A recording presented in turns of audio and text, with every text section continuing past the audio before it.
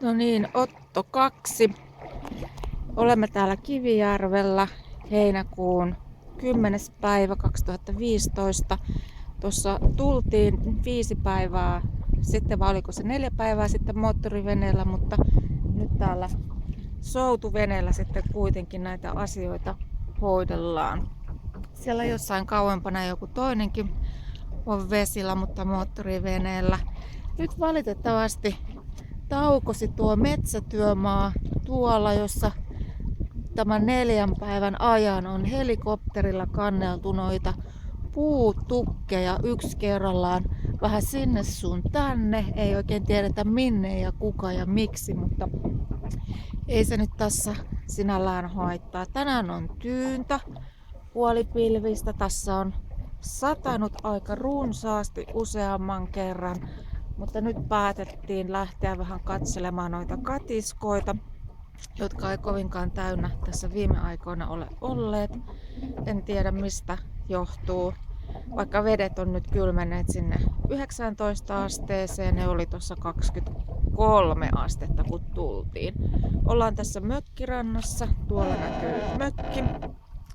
Ja tässä Jormaranta, Kivijärven kalastuskuningas, tulee kokemaan saalista.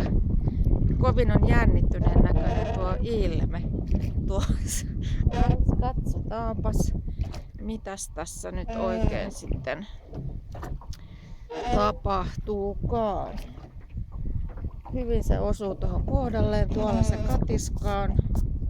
Katsotaan, mitäs sieltä katiskasta tulee. Onko tänään jouluaatto vai onko pettymysten päivä? Ei vielä ainakaan mitään. Herra Jumala, mikä sieltä tulee?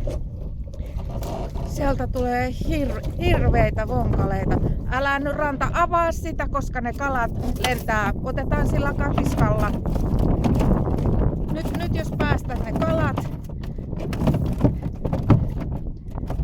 menemään, niin no niin, nyt ne lähtee sieltä. Työnnä se sinne penkin alle. Työnnä se sinne penkin alle. Katsotaan mitä onko siellä.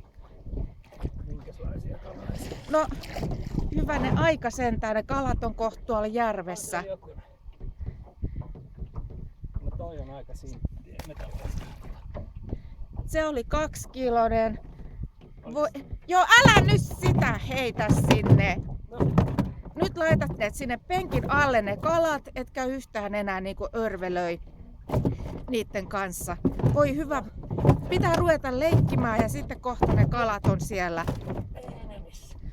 Hirveitä vonkaleita, laita ne nyt sinne. No on ne ihan hyviä. On, no niin, ne oli kohta hyviä. Ne oli kohta hyviä. Aina näiden miesten kanssa nämä samat jutut. No kyllä tuolla kerran sillä Aina samat jutut ruvetaan tässä niinku esittelemään niitä ja sitten ne esittelytuotteet on pian tuolla jo omilla poluillaan menossa. On se nyt niin kummallista. Mutta katsotaanpas ja punnitaanpas näitä kaloja sitten tuosta, kun jos päästään rantaan saaliin kerran. Montas kalaa siellä nyt oli? No siellä oli se 4 oli ja sitten, tai sitten pieni.